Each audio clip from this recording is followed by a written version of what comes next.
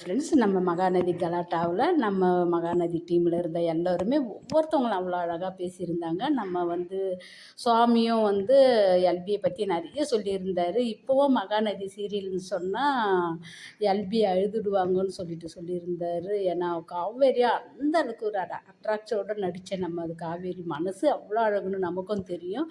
அங்கே விஜயும் காவேரியோட மனசை அவ்வளோ அழகாக புரிஞ்சிருக்கிறாரு.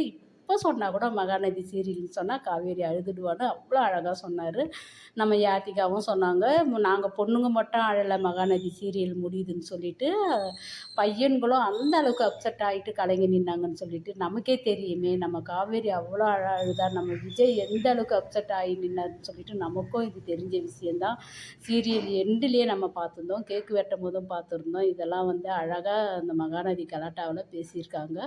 இன்னும் நிறைய வீடியோக்கள் வரலை. நம்ம விஜய் பேசுனதை மட்டும்தான் அனுப்பியிருந்தாங்க. அதில் இந்த அளவுக்கு பேசியிருக்காங்க. இந்த ஸ்டேஜுக்கு வரும்போது நம்ம காவேரியும் சரி, நம்ம எல்பியும் புடவை கட்டி அழகான ஒரு க்ரீன் கலர் சேரீயில் வந்திருந்தாங்க. உண்மையிலே இந்த சேரீக்கும் அவங்களுக்கும் அவ்வளோ ஒரு லுக்காக இருந்தது. நம்ம விஜயும் வேட்டி சட்டையில் வந்திருந்தது ரொம்ப நல்லா இருந்தது. அடுத்ததாக விஜய் காவேரின்னு தான் அவங்களோட முழு பேர், சொந்த பேர் கூட நம்ம மனசில் பதியல.